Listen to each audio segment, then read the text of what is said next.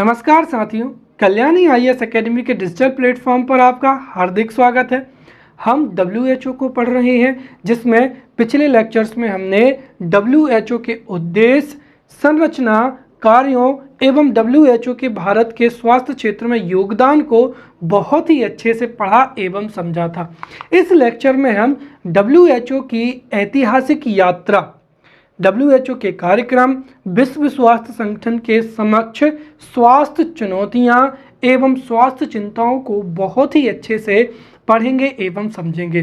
तो शुरू करते हैं विश्व स्वास्थ्य संगठन से। विश्व स्वास्थ्य संगठन एक अंतर सरकारी संगठन है जो कि अपने सदस्य देशों के स्वास्थ्य मंत्रालयों के सहयोग से कार्य करता है। इसका गठन 1948 में हुआ था और इसने 7 अप्रैल 1948 से कार्य करना प्रारंभ कर दिया था। WHO का हेडक्वार्टर जिनेवा, स्विट्जरलैंड में है। इसके साथ ही 150 देशों में WHO के कार्यालय हैं। साथ ही विश्व स्वास्थ्य संगठन के 6 क्षेत्रीय कार्यालय भी हैं। WHO के जो सदस्य देश हैं उनकी संख्या कितनी है? 194 है। इसके साथ ही WHO UNO की एक विशेष या स्पेशल एजेंसी भी है। जो विश्व स्वास्थ्य संगठन है वो वैश्विक स्वास्थ्य मामलों पर नेतृत्व प्रदान करता है। इसके साथ ही स्वास्थ्य अनुसंधान संबंधी जो एजेंडे हैं उसको आकार देता है। साथ ही स्वास्थ्य संबंधी सेवाओं में या स्वास्थ्य क्षेत्र में विभिन्न मानदंडों को एवं मानक को निर्धारित करता है। यहाँ पर जो WHO है वो वैश्विक स्तर पर स्वास्थ्य के जो रुझान है उनकी निगरानी करता है और समय समय पर उनका मूल्यांकन भी करता है।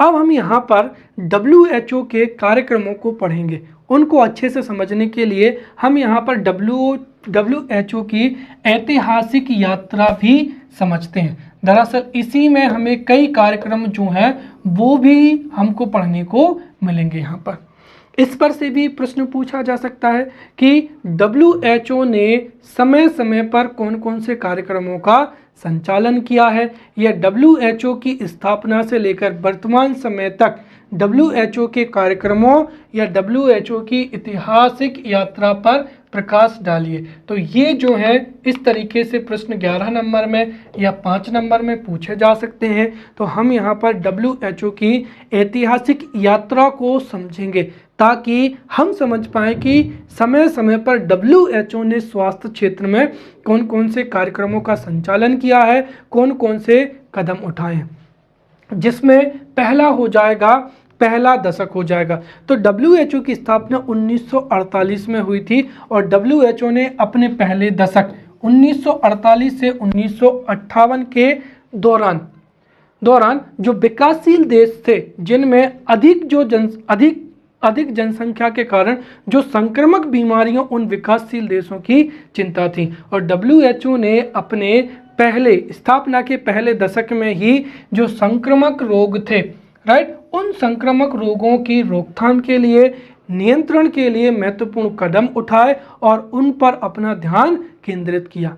वहीं WHO ने अपनी स्थापना के दूसरे दशक में 1960 के दशक में विश्व रासायनिक उद्योग के साथ में मिलकर कार्य किया एवं 2 खतरनाक बीमारी, जिसमें से एक रिवर ब्लाइंडनेस हो जाएगा और शिस्टोसोमियासिस, जो 2 बीमारियां हैं, इनकी रोकथाम एवं उन्मूलन के लिए भी कार्य किया। फिर WHO ने अपनी स्थापना का तीसरा दशक 1968 से 1978 के बीच में चेचक उन्मूलन के क्षेत्र में बहुत ही शानदार काम किया। दरअसल इस दशक में चेचक ने पूरी दुनिया को प्रभावित किया था।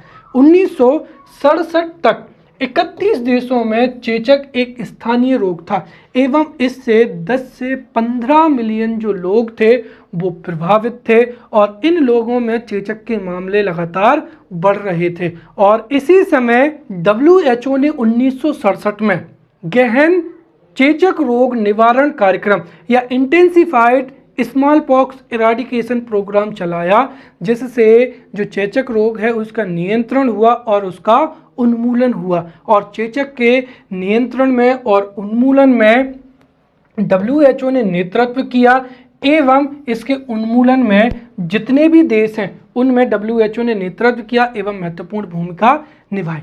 इसके साथ ही WHO ने समय समय पर जो बच्चों को प्रभावित करने वाली बीमारियां हैं या बाल विकास के क्षेत्र में भी महत्वपूर्ण योगदान दिया। जो प्रमुख 6 संक्रामक रोगों जैसे डिप्थीरिया, टिटनेस, काली खांसी, खसरा, पोलियो मालाइटिस, राइट, एवं क्षय रोग, इसके टीकाकरण को पूरी दुनिया में बढ़ावा दिया ताकि टीकाकरण अधिक से अधिक टीकाकरण की वजह से बच्चों में ये 6 संक्रामक बीमारियां ना फैले एवं बच्चों का शारीरिक, मानसिक एवं सर्वांगीण विकास हो सके। फिर कुछ समय पश्चात ही जो है जनसंख्या बहुत ही अधिक तेजी से जो है उस समय में बढ़ रही थी। इसीलिए इस असमंजन की स्थिति में भी WHO ने परिवार नियोजन को जो है वो बढ़ावा दिया एवं इस क्षेत्र में प्रवेश किया। पूरी दुनिया में बढ़ती जनसंख्या के दुष्परिणामों के बारे में अपनी राय दी, लोगों को जागरूकता फैलाई एवं परिवार नियोजन के माध्यम से जो वैश्विक जनसंख्या वृद्धि दर थी उसको नियंत्रित करने में योगदान दिया। इसके साथ ही मलेरिया एवं कुष्ठ रोग जैसी जो संक्रामक बीमारियां हैं इनके लिए भी समय समय पर प्रयास किए। फिर WHO ने अपनी स्थापना के चौथा दशक जो कि 1978 से 88 के बीच था, इसकी शुरुआत एक बहुत बड़े आयोजन से हुई थी और WHO और यूनिसेफ के द्वारा एक बृहद वैश्विक सम्मेलन आयोजित किया गया था, राइट। और ये जो सम्मेलन हुआ था ये अल्मा अता में हुआ था जो कि एक एशियाई देश है। अब अल्मा अता में जो सम्मेलन हुआ था उसमें प्राथमिक स्वास्थ्य देखभाल पर बहुत ही महत्वपूर्ण ध्यान दिया गया ताकि दुनिया के हर एक क्षेत्र में हर एक वर्ग के व्यक्ति को प्राथमिक स्वास्थ्य देखभाल एवं प्राथमिक स्वास्थ्य सेवाएं उपलब्ध हो सकें। इसके साथ ही प्राथमिक स्वास्थ्य देखभाल, निवारण एवं जो उपचारात्मक महत्व है उस पर महत्व दिया ताकि पूरी दुनिया पर जो प्राथमिक स्वास्थ्य देखभाल है, निवारक या उपचारात्मक उपाय हैं वो जन सामान्य तक पहुंच सकें। और इस सम्मेलन में जो सामुदायिक भागीदारी थी उस पर बल दिया गया, उपयुक्त तकनीक एवं अंतर क्षेत्रीय सहयोग करना आदि जो विश्व स्वास्थ्य नीति था उसमें इसको सम्मिलित किया गया और ये विश्व स्वास्थ्य नीति के केंद्रीय स्तंभ भी बन गए। फिर 1990 की अगर हम बात करें तो 1995 में कांगो देश में इबोला वायरस का प्रकोप बढ़ा, राइट। और खास बात ये थी कि 3 महीने तक WHO को कोई भी जानकारी ही नहीं थी कि किसी देश में इबोला जैसी भयंकर संक्रमणकारी बीमारी फैल रही है। और इसने पूरी दुनिया में जो वैश्विक सार्वजनिक स्वास्थ्य निगरानी है, राइट, एवं अधिसूचना प्रणाली है, राइट, उसकी कमी का खुलासा किया एवं इस बात पर ध्यान दिलाया कि अगर वैश्विक स्वास्थ्य निगरानी एवं अधिसूचना प्रणालियों में अगर कमी होगी तो भविष्य में जो संक्रामक बीमारियां हैं उनको रोका नहीं जा सकेगा। और इसके निवारण के लिए 1997 में WHO ने कनाडा के साथ में मिलकर global public health intelligence network को क्या किया, सभी जगह पर प्रसारित किया ताकि किसी भी देश में यदि कोई भी संक्रामक बीमारी फैलती है तो तुरंत उसकी सूचना को सदस्य देशों तक प्रसारित किया जा सके, राइट। और इंटरनेट तकनीक के माध्यम से जो जितनी भी संभावित महामारियां हैं उनकी सूचना को प्रचारित किया जा सके और दुनिया में नियंत्रण या रोकथाम के उपाय किए जा सके।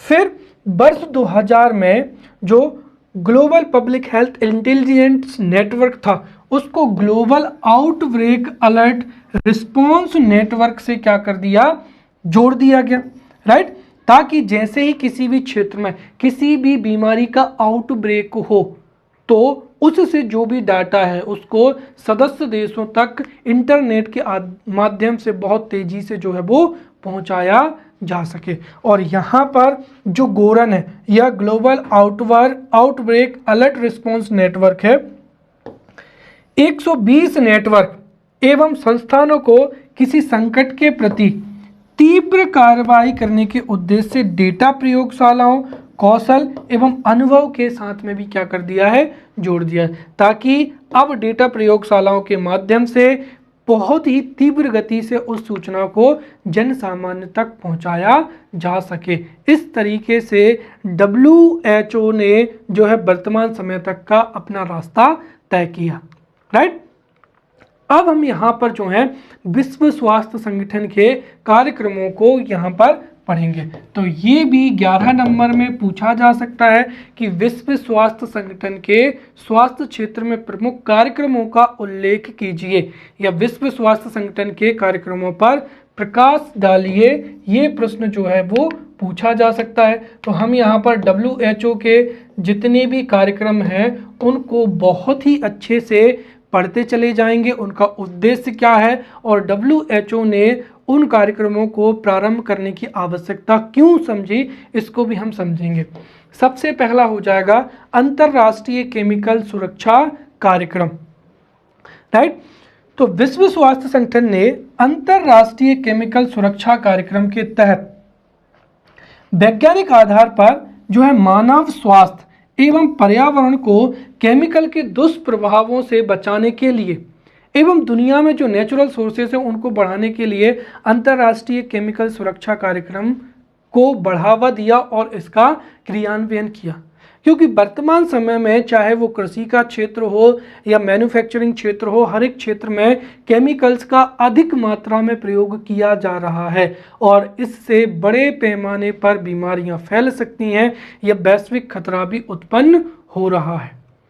और WHO ने उद्योगों से या यातायात के जो साधन है उनसे, ट्रांसपोर्ट से या जो डिस्पोजल है या प्लास्टिक से जो भी पर्यावरण का नुकसान होगा और उसके परिणाम स्वरूप जो भी मानव स्वास्थ्य पर जो भी नकारात्मक प्रभाव पड़ेंगे उनको कम करने के लिए अंतरराष्ट्रीय केमिकल सुरक्षा जो है कार्यक्रम, इसका क्रियान्वयन किया।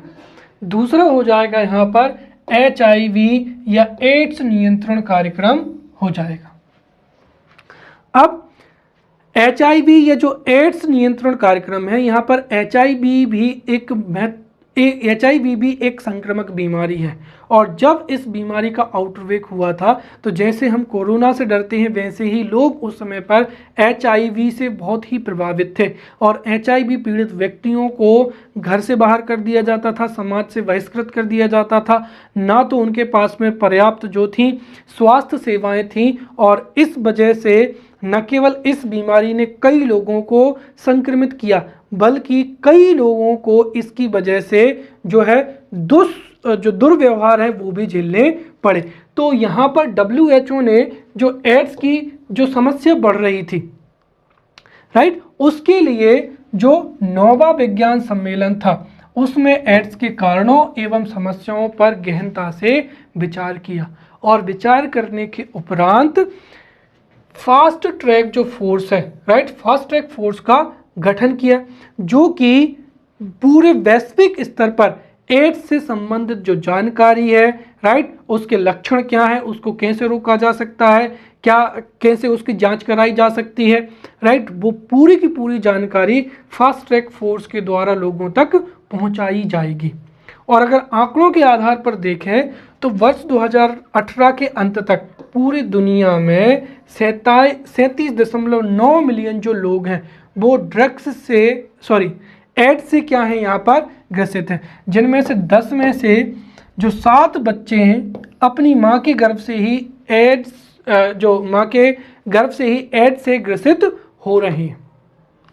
अब यहाँ पर एड्स के नियंत्रण के लिए, राइट, एड्स के नियंत्रण के लिए जो एंटी रिट्रोवायरल थेरेपी है, जिन लोगों को भी एड्स के संक्रमण का खतरा होता है उन लोगों को एंटी रिट्रोवायरल थेरेपी दी जाती है।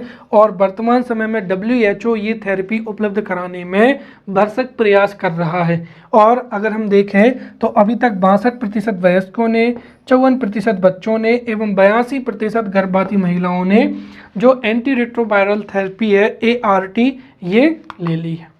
फिर तीसरा हो जाएगा यहाँ पर मधुमेह कार्यक्रम हो जाएगा, राइट।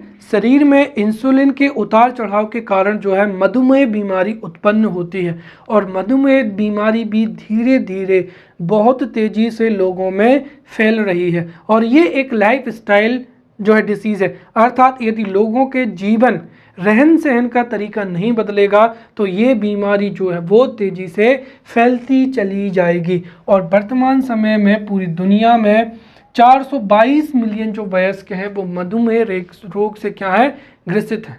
और प्रत्येक वर्ष 1.6 मिलियन लोगों की जो है मधुमेह या डायबिटीज़ की वजह से क्या होती है, मृत्यु हो जाती है। और जो डायबिटीज़ टाइप 2 है वो तो और भी अधिक खतरनाक है। और जो टाइप 2 है, मधुमेह टाइप 2, वो महामारी के तरह बहुत ही तेजी से पूरी दुनिया में फैल रहा है। खासकर अगर हम देखें तो पूर्वी भूमध्य सागरीय क्षेत्र, पश्चिमी प्रशांत क्षेत्र, अमेरिका तथा अफ्रीका आदि देशों में जो डायबिटीज़ है वो बहुत ही तेजी से फैल रहा है। और इसके लिए भी WHO कार्यक्रम का संचालन कर रहा है जिसका नाम है मधुमेह कार्यक्रम। और WHO के द्वारा टाइप 2 स्तर के मधुमेह के जो है टाइप 2 डायबिटीज़ है उसके नियंत्रण के लिए मधुमेह कार्यक्रम जो है वो चलाया जा रहा है या क्रियान्वित किया जा रहा है, जिसके तहत लोगों को जीवन शैली से संबंधित जो भी गलत आदतें हैं जिनकी वजह से जो डायबिटीज़ या मधुमेह बीमारी फैलती है या होती है, राइट, उसके बारे में लोगों को बताया जा रहा है। जैसा कि मैंने बताया कि अगर जीवन स्तर जो रहन सहन है वो उसमें अगर परिवर्तन होगा तो लोग मधुमेह की बीमारी से जो है वो ग्रसित नहीं होंगे। इसीलिए यहाँ पर जो गलत आदतें हैं जिनकी वजह से मधुमेह बीमारी होती है उनके बारे में जागरूकता फैलाई जा रही है।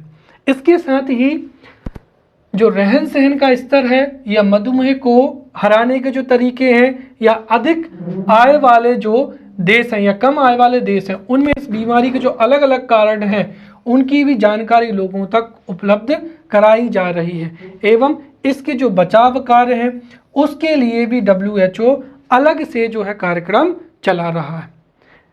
इस कार्यक्रम के तहत लोगों को न केवल जागरूक किया जा रहा है बल्कि इसके साथ ही उच्च गुणवत्ता तक जीवन का जो महत्व है ये भी लोगों को समझाया जा रहा है।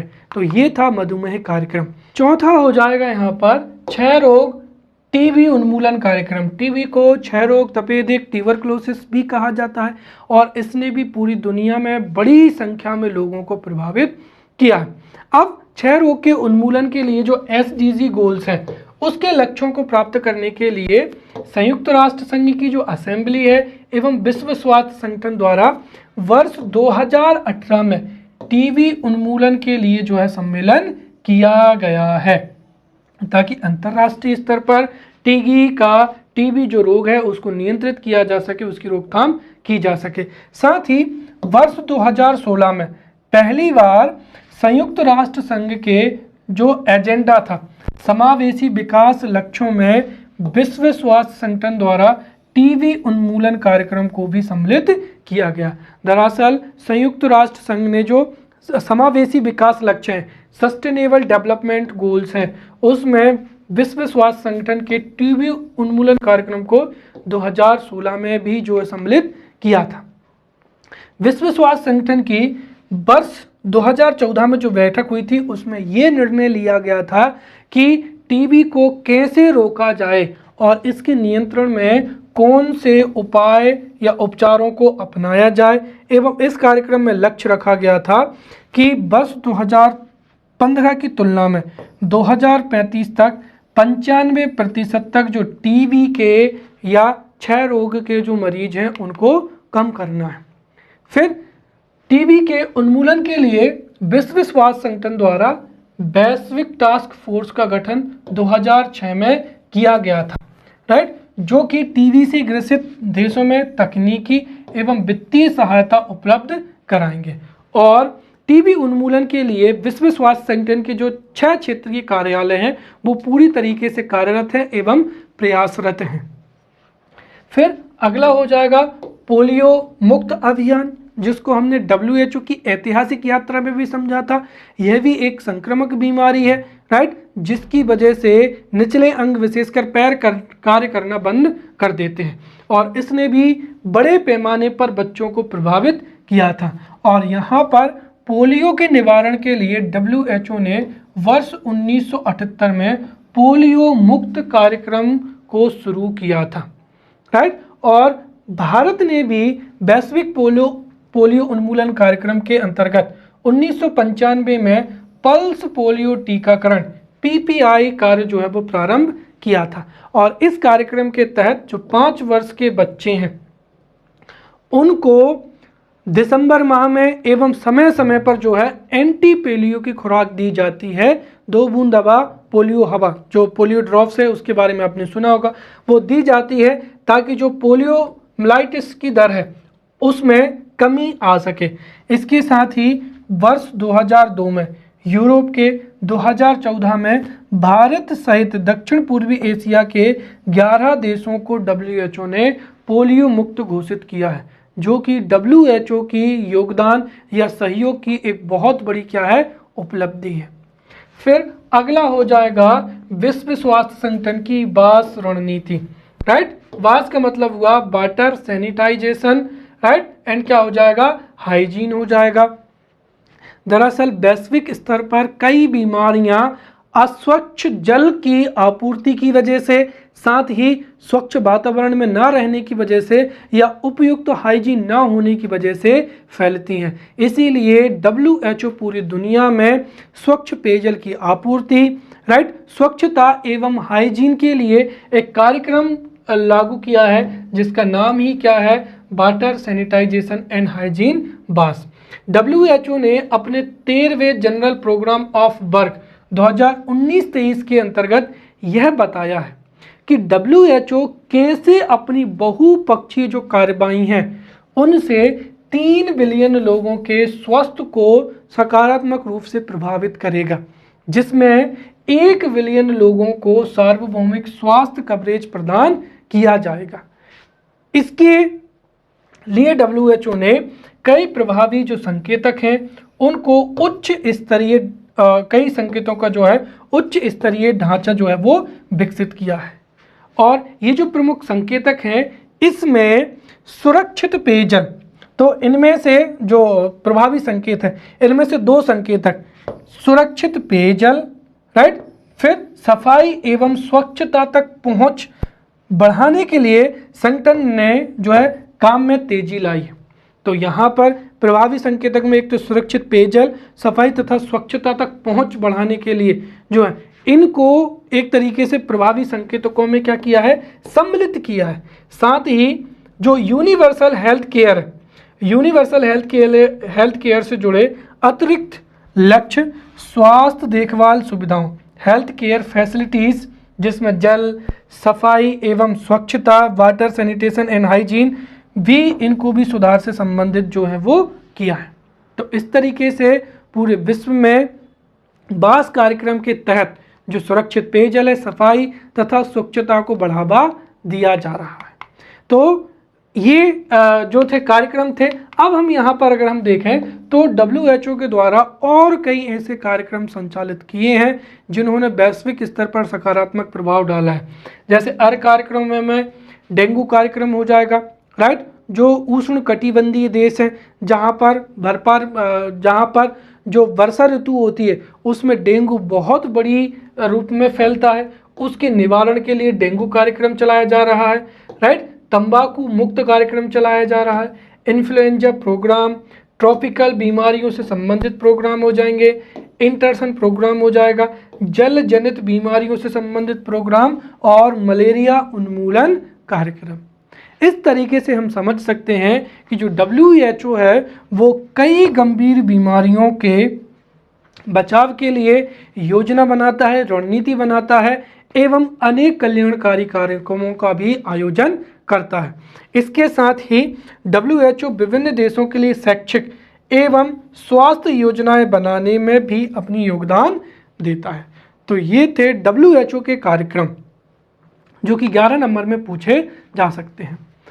अब वर्तमान समय में WHO के समक्ष जो चिंताएं हैं उन पर हम एक नज़र डालते हैं। तो WHO के समक्ष जो हेल्थ कंसर्न्स हैं उनको हम यहाँ पर एक एक करके समझेंगे, और जितने भी हेल्थ कंसर्न्स हैं हो सकता है ये 5 नंबर में, ये 3 नंबर में पूछ लिए जाएं। राइट, पूछा जा सकता है कि पर्यावरण प्रदूषण एवं जलवायु परिवर्तन कैसे एक स्वास्थ्य चिंता है। राइट, तो इसको समझते हैं। वर्तमान समय में जलवायु परिवर्तन बहुत ही तेजी से हो रहा है एवं प्रदूषण इतना अधिक हो गया है कि 10 में से जो 9 लोग हैं वो प्रदूषित हवा में क्या कर रहे हैं, सांस ले रहे हैं। इसके साथ ही WHO ने 2019 में वायु प्रदूषण को स्वास्थ्य के लिए सबसे बड़ा पर्यावरणीय प्रदूषण बताया है।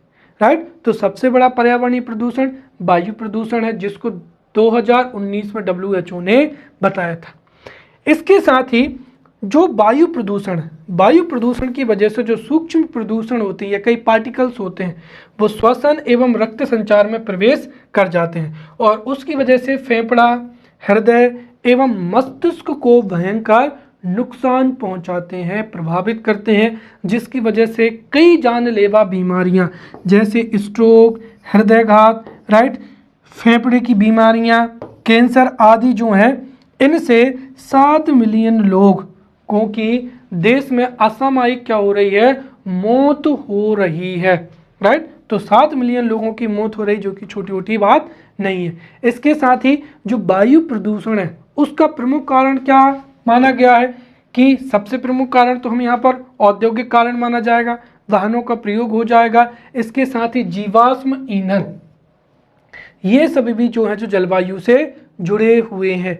इसके साथ ही 2030 से लेकर 2050 के दौरान जलवायु परिवर्तन के कारण कुपोषण, मलेरिया, डायरिया, राइट, और हीट स्ट्रेस हैं, इससे अतिरिक्त 2,50,000 मौतें होने की जो है संभावना भी WHO ने व्यक्त की है। तो ये भी वायु प्रदूषण एवं जलवायु प्रदूषण भी वर्तमान समय में WHO के समक्ष हेल्थ कंसर्न है या स्वास्थ्य चिंता है, जिस पर सभी देशों को चर्चा करनी चाहिए और एक ठोस रणनीतिक उपाय भी निकालना चाहिए। दूसरा हो जाएगा गैर संक्रामक रोग या नॉन कम्युनिकेबल डिसीजेज हो जाएंगी। राइट, तो जो संक्रामक बीमारियां हैं वो पूरी दुनिया को प्रभावित कर सकती हैं। उदाहरण के तौर पर हम कोरोना समझ सके हैं। इसके साथ ही WHO के अनुसार जो गैर संक्रामक बीमारियां हैं, जिनमें डायबिटीज हो जाएगी, कैंसर है, हृदयघात है, टीबी है, राइट, ये भी पूरी दुनिया में जो मौतें हैं उनका 70% से भी अधिक जो मौतें हैं वो इन्हीं गैर संक्रामक बीमारियों से हो रही हैं। इसके साथ ही 41 मिलियन जो लोगों की मृत्यु है उनमें मधुमेह, कैंसर एवं हृदय रोग की जो है मुख्य रूप से क्या है, जिम्मेदार है। और WHO के अनुसार इन रोगों में वृद्धि के 5 प्रमुख कारण हैं। पहला है तंबाकू का उपयोग, शारीरिक निष्क्रियता, शराब का अविवेकपूर्ण उपयोग, अस्वास्थ्यकर आहार एवं वायु प्रदूषण है। इसके साथ ही बच्चों में आत्महत्या भी बढ़ रही है। तो न केवल पूरी दुनिया को संक्रामक रोगों को रोकने के लिए समन्वय करना चाहिए, बल्कि जो गैर संक्रामक रोग हैं ये भी बड़े पैमाने पर लगभग 70% से अधिक मौतों के लिए जिम्मेदार हैं। इसीलिए इनके लिए जो जिम्मेदार कारण हैं उनको रोकने के लिए सरकार को ठोस कदम उठाने चाहिए। फिर हो जाएगा वैश्विक इन्फ्लुएंजा, क्या हो जाएगी, महामारी हो जाएगी। तो WHO ने जो वैश्विक इन्फ्लुएंजा महामारी है इसके जो भी संभावित कारण हैं, राइट, संभावित कारण हो सकते हैं, उनके लिए इन्फ्लुएंजा वायरस के प्रसार की लगातार जो है वो निगरानी कर रहा है। इसके साथ ही 144 देशों के 153 संस्थान वैश्विक निगरानी एवं इस प्रतिक्रिया में शामिल है, ताकि जो वैश्विक इन्फ्लुएंजा बीमारी है इसको संक्रमण होने से रोका जा सके। फिर हो जाएगा नाजुक एवं संवेद्य परिस्थितियां। तो पूरी दुनिया में कई निम्न आयु वर्ग के 1.6 बिलियन से अधिक लोग ऐसे हैं जो कि बहुत ही दीर्घकालिक जो संकट वाली स्थितियां हैं उनमें रहते हैं या कार्य करते हैं, राइट। अर्थात 1.6 लोग सूखा, अकाल, संघर्ष, जनसंख्या विस्थापन जैसी साझा जो चुनौतियां हैं उस स्थिति में वो लोग निवास करते हैं, और उन लोगों को जो बुनियादी स्वास्थ्य सेवाएं हैं वो भी उपलब्ध नहीं हो पाती हैं। अर्थात विश्व स्वास्थ्य संगठन के समक्ष नाजुक एवं जो संवेद्य परिस्थितियां, फ्रेजाइल एवं जो वल्नरेबल कंडीशंस हैं उनमें जो लोग रहते हैं उनके स्वास्थ्य जो चिंताएं हैं वो बहुत ही खतरनाक है, राइट। जब उनको बुनियादी सुविधाएं नहीं मिलेंगी तो उनमें जो स्वास्थ्य सेवाएं हैं या उनमें जो बीमारियां उनका रोकथाम कैसे हो सकेगा। फिर रोगाणु प्रतिरोध या एंट्रोमाइक्रोबियल क्या हो जाएगा, रेसिस्टेंस हो जाएगा। सामान्यतः जब कोई भी व्यक्ति बैक्टीरिया से, राइट, वायरस से या कवक से बीमार हो जाता है तो उसके निवारण के लिए उसको जो है एंटीबायोटिक्स दी जाती हैं, और बड़े पैमाने पर जो है जितनी भी संक्रामक बीमारियां उनको रोकने में जो एंटीबायोटिक्स हैं उन्होंने महत्वपूर्ण भूमिका निभाई है। परंतु वर्तमान समय में एक और वैश्विक स्वास्थ्य चिंता है, वो है कि ये जो जितनी भी परजीवी हैं जैसे बैक्टीरिया है, वायरस है, कवक है, इन्होंने जो एंटीबायोटिक हैं उनके प्रति प्रतिरोधी क्षमता उत्पन्न कर ली है। अर्थात कई एंटीबायोटिक जो हैं वो अब इन बैक्टीरिया, वायरस पर जो है प्रभावी नहीं रही हैं, क्योंकि इन्होंने इन एंटीबायोटिक के खिलाफ में जो है वो प्रतिरोधक क्षमता उत्पन्न कर ली है।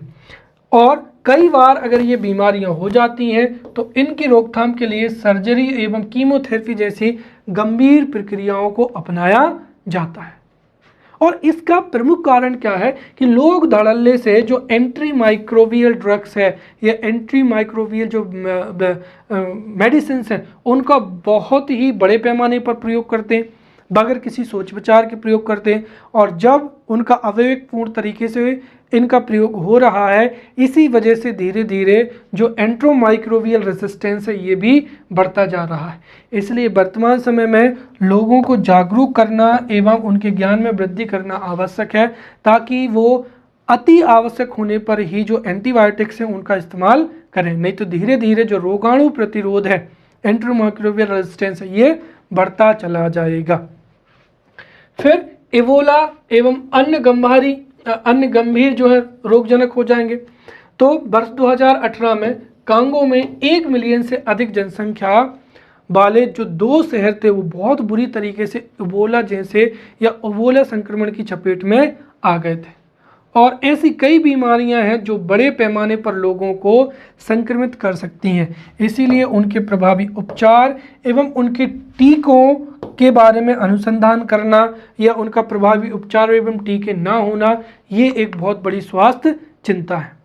इसके साथ ही WHO की सहायता से जो इबोला है एवं कई रक्त स्रावी बुखार जैसे जीका, निपा, मध्य पूर्व श्वसन सिंड्रोम, कोरोना वायरस एवं गंभीर एक्यूट रेस्पिरेटरी सिंड्रोम जैसी जो वैश्विक स्वास्थ्य समस्याएं हैं, इनके निवारण के क्षेत्र में भी WHO कार्य कर रहा है, और हमेशा इसके क्षेत्र में निरंतर रिसर्च एंड डेवलपमेंट की आवश्यकता है, ताकि इन बीमारियों के लिए इफ़ेक्टिव वैक्सीन्स हैं, मेडिसिन्स हैं, वो जो हैं वो उपलब्ध कराई जा सकें।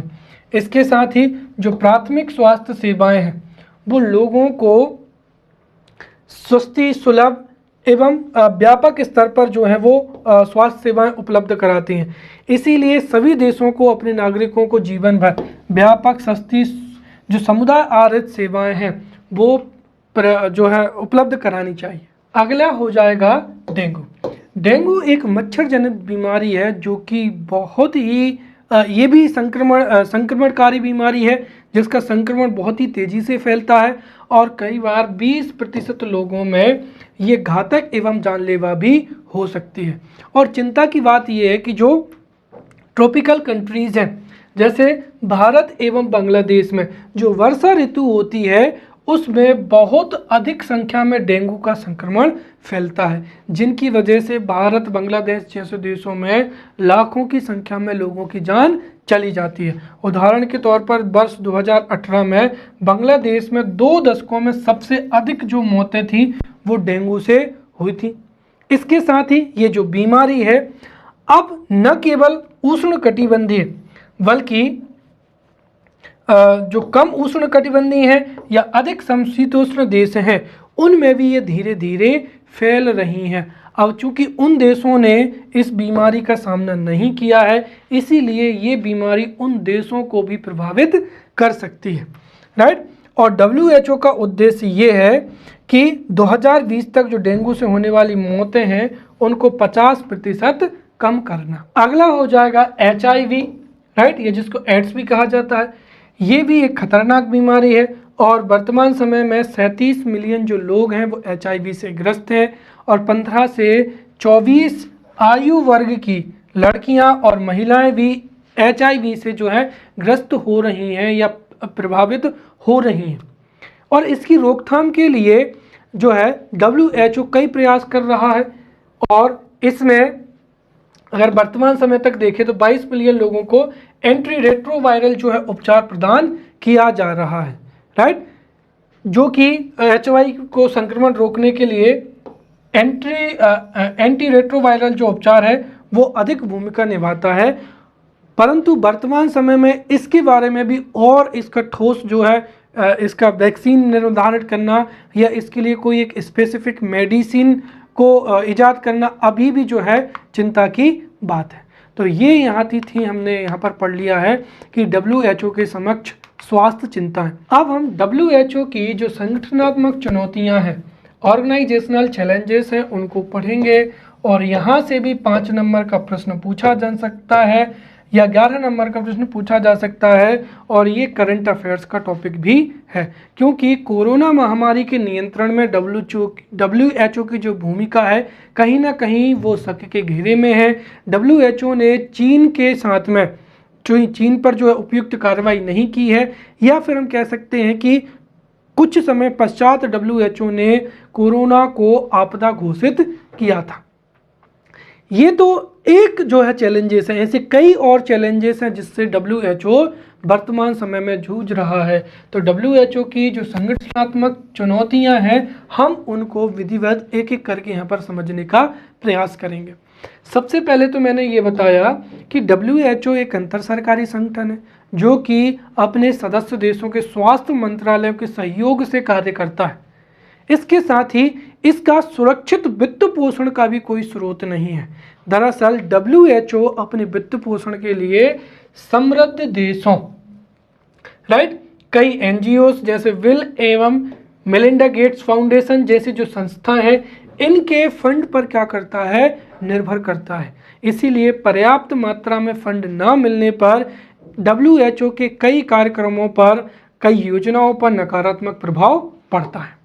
और अगर हम वर्तमान समय की बात करें तो वर्तमान समय में जो 80% फंड आता है ये उन कार्यक्रमों से संबंधित होता है जिन्हें देने वालों द्वारा क्या किया जाता है, चुना जाता है। इसका मतलब ये हुआ कि चाहे वो बिल एवं मेलिंडा गेट्स फाउंडेशन हो या कोई भी समृद्ध देश हो, वो जिस भी रोग या कार्यक्रम के निवारण के लिए फंड देंगे WHO उन्हीं योजनाओं को लागू या क्रियान्वित कर पाता है। इसकी वजह से WHO के अन्य जो वैश्विक स्तर पर जो महत्वपूर्ण कार्यक्रम हैं वो अल्प पोषित हो जाते हैं क्योंकि उन कार्यक्रमों के संचालन के लिए कोई भी देश जो है या कोई भी NGO है या देश जो है वो फंड नहीं देते हैं। तो कुल मिलाकर वित्त पोषण की कमी की वजह से जो है वो कई कार्यक्रम संचालित नहीं हो पाते। इससे भी सबसे बड़ी बात यह है कि चूंकि यहाँ पर जो WHO है, राइट, WHO वैश्विक स्तर पर अपनी स्वास्थ्य नीतियों के लिए जाना जाता है, लेकिन कई बार WHO को जो वित्त फंड है वो विश्व बैंक जैसी संस्थाओं से क्या होता है, प्राप्त होता है, और इस वजह से WHO की जो छवि है या WHO की जो भूमिका है उसको जो विश्व बैंक है इसके समान अंतर सरकारी निकायों द्वारा बड़े तौर पर जो है भूमिका को प्रतिस्थापित कर दिया जाता है या प्रभावित किया जाता है। फिर हमने ये देखा कि इबोला जो महामारी थी, जब उसका आउटब्रेक हुआ था तो 3 महीने तक तो दरअसल WHO को जानकारी ही नहीं मिली थी। इसके साथ ही WHO को खत्म करने के लिए WHO के पास में पर्याप्त जो थे पर्याप्त संसाधन नहीं थे और इसकी प्रभावकारिता भी सवालों के घेरे में आ गई थी। दरअसल अगर हम देखें तो यहाँ पर इसका जो फंड है वो विकसित देशों या NGO से प्राप्त होता है, लेकिन इबोला वायरस को रोकने में WHO की भूमिका को संदिग्ध के घेरे में रखा गया था, राइट। इस वजह से इसकी प्रभावकारिता है या इसकी इफेक्टिवनेस है वो उस पर भी प्रश्न उठाए गए थे। और सबसे हालिया अगर हम उदाहरण लें तो वो कौन सी हो जाएगी, कोरोना महामारी हो जाएगी, राइट।